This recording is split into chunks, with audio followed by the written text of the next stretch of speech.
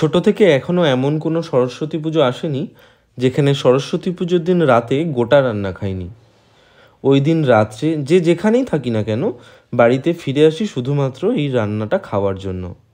হ্যাঁ, এটাকে অনেকেই গোটা সেদ্ধ বলে থাকেন, কিন্তু আদতে কি এটা শুধুমাত্র সেদ্ধ? না, গোটা সেদ্ধ নয়, এটা গোটা রান্না। রেসিপিটা স্টেপ বাই স্টেপ দেখতে থাকো, তোমরা নিজেরাই বুঝে যাবে। প্রথম কাজ হলো সবজিগুলো কেটে নেওয়া বেশ বড় বড় করে। গোটা রান্না করতে গেলে যে সবজির প্রথম খোঁজ পড়ে সেটা হলো শীষপালং। হ্যাঁ, এটা মেন উপকরণ। অন্যান্য উপকরণ হলো গাজর, বিনস, মটরশুঁটি, শিম, লুড়কি বেগুন বা ছোট বেগুন, খেসারি কড়াইয়ের শুঁটি, বাঁধাকপি, লাউ ডাঁটা, রাঙা আলু। রাঙা আলু আমি পাইনি তাই দিতে পারিনি, তোমরা কিন্তু অবশ্যই দিও। এই রান্নার আসল চমক তো সবজি কাটার মধ্যে। নামের মধ্যেই অবশ্য চমক আছে, আর সবজি ঠিক কিভাবে কেটে নিচ্ছি সেটা নিশ্চয়ই বলে দিতে হবে না, তাই না? আর লাগবে ভেজানো মুগ কড়াই বা সবুজ মুগ, 5 কড়াই ভেজানো মটর, মানে কাঁচা মটর ও কাঁচা ছোলা। এ তো গেল উপকরণ। এর পরের প্রশ্ন হলো রান্না কিসে হবে, কড়াইতে নাকি হাঁড়িতে? রান্না হবে হাঁড়িতে। আরে দাঁড়াও দাঁড়াও, শুধুমাত্র হাঁড়িতেই রান্না হবে। খুন্তি বা চামচ লাগানো চলবে না এই রান্নায়, ওটা বাদ। রান্নার জন্য জল নিচ্ছ নাকি? ওটা রেখে দাও। রান্না করে যখন ক্লান্ত হয়ে বসবে তখন ওটা বসে বসে খাবে। মানে এটা খুব সহজ, এই রান্নায় জল লাগবে না। তাহলে এই রান্না থেকে বাদ হলো রান্নার দুটো অপরিহার্য জিনিস, খুন্তি বা চামচ আর জল।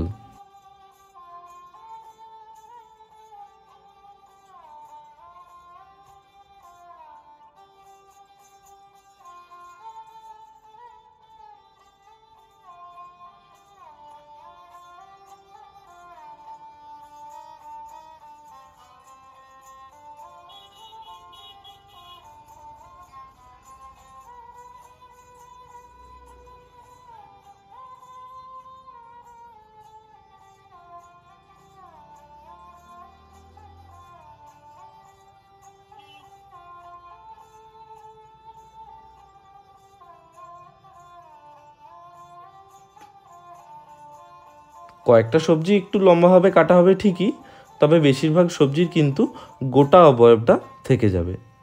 মানে আলু, বিনস, শিম, মটরশুঁটি এগুলো কিন্তু গোটাই থাকবে। সমস্ত সবজি ভালোভাবে কেটে খুব ভালোভাবে কিন্তু ধুয়ে নিতে হবে।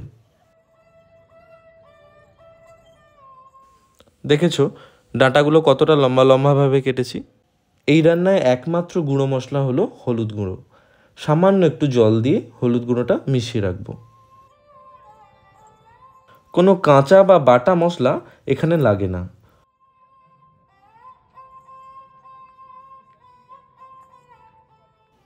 আজ রান্না হবে উনুনে। আগে থেকেই কাঠগুলো ভালোভাবে রোদে শুকনো করে উনুনটা তৈরি করা আছে। সমস্ত সবজিগুলো দেখেছো পরিষ্কার করে ধুয়ে এখানে রাখা আছে।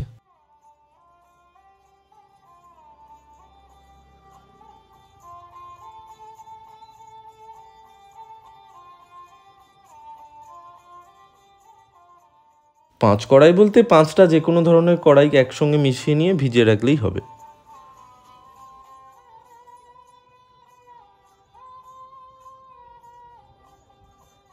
হলুদ গুঁড়ো বাদে যে মশলাটা নিয়েছি সেটা হলো কয়েকটা শুকনো লঙ্কা, 5 ফোড়ন, তেজপাতা আর কিছুটা গোটা জিরে। উনুন ধরিয়ে হাঁড়ি গরম করে 1 বাটি সর্ষের তেল দিয়ে মশলাগুলো নাড়িয়ে প্রথমেই ভেজানো সমস্ত কড়াইগুলো দিয়ে দেব।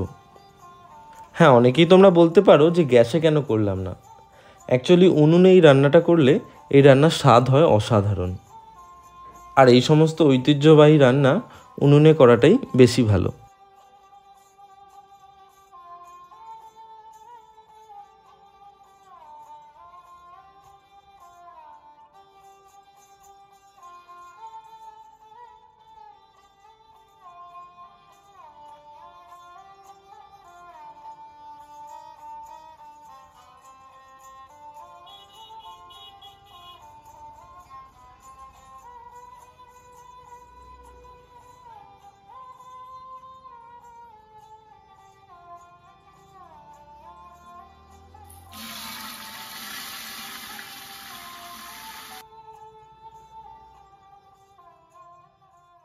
কড়াইগুলো দেওয়ার পর তো একবার নাড়িয়ে নিতে হবে, কিন্তু খুন্তি তো নেই।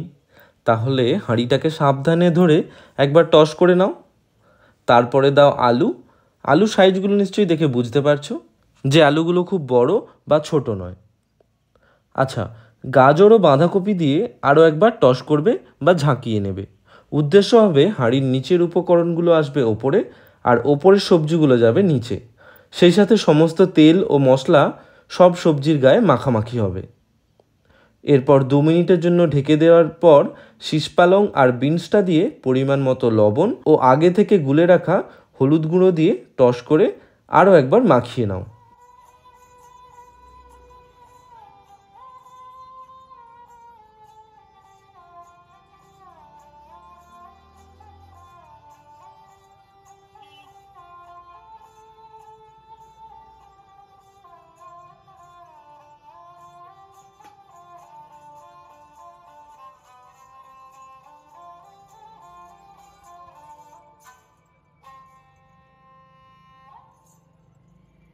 এটা রান্না করার সময় এমন সুন্দর একটা গন্ধ আসবে না, না বানালে এটা বুঝতে পারবে না তোমরা। আর সবজির কালারটাও দেখো কত সুন্দর হয়েছে। বাঁধাকপি কয়েকটা রয়ে গিয়েছিল, সেগুলো দিয়ে বেগুন আর মটরশুঁটি দিয়ে আবারও একইভাবে টস করে নেব। উনুনের আঁচ কম বেশি করার কোনো দরকার নেই, প্রথম থেকে শেষ পর্যন্ত একইভাবে জ্বলতে থাক। বাই দ্য ওয়ে, প্রান্তিকের রান্নাঘরের রান্নাগুলো যদি তোমাদের ভালো লেগে থাকে তাহলে অবশ্যই চ্যানেলটা সাবস্ক্রাইব করে পাশের বেল আইকনে অল ক্লিক করে রাখো, যাতে আমার চ্যানেলের রেসিপি আপলোড হওয়ার সাথে সাথেই তুমিই প্রথম দর্শক হতে পারো।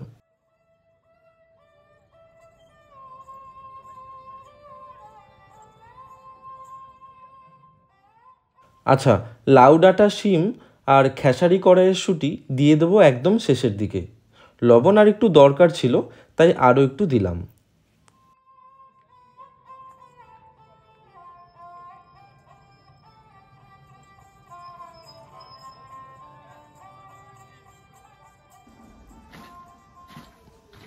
শোনো, সব সবজি হুড়মুড়িয়ে একসাথে প্রথম থেকে দিয়ে দিলেই কিন্তু রান্নার স্বাদ হবে না। কোনটা আগে আর কোনটা পরে দেব সেটা কিন্তু খেয়াল রাখতে হবে। তুমি দেখে বুঝতে পারবে যে সবজিটা 50% সেদ্ধ হয়ে গেছে। আর সেই সময় থেকে কিন্তু বারবার টস করতে হবে, মানে উল্টে পাল্টে নিতে হবে আর কি।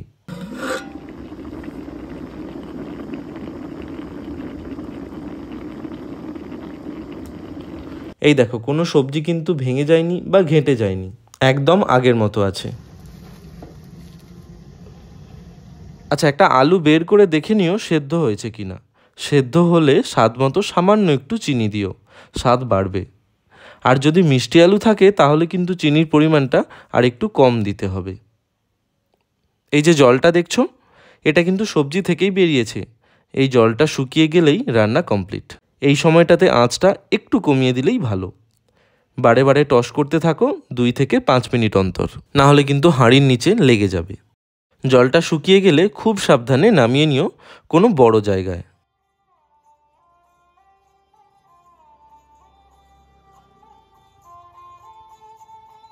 এক হাঁড়ি কাঁচা সবজি একটু আগে ঢাকনা লাগানো যাচ্ছিল না, সেটাই কমে গিয়ে কতটা হয়ে গেছে দেখো।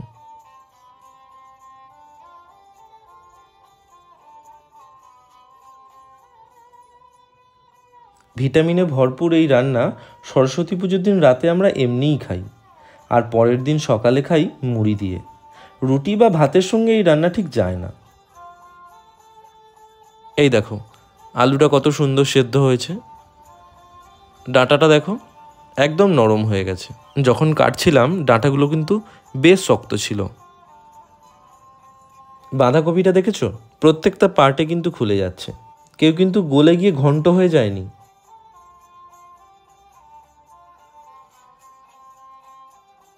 বেগুন দেখো, সেম বাঁধাকপির মতো কিন্তু একদম শক্ত হয়ে আছে।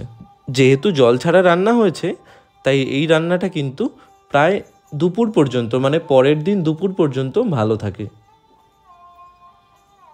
যা সুন্দর একটা স্বাদ হয়েছে না, মুড়ি মেখে খেলে বুঝতে পারবে। আর যে সবজি খায় না সেও খেতে চাইবে।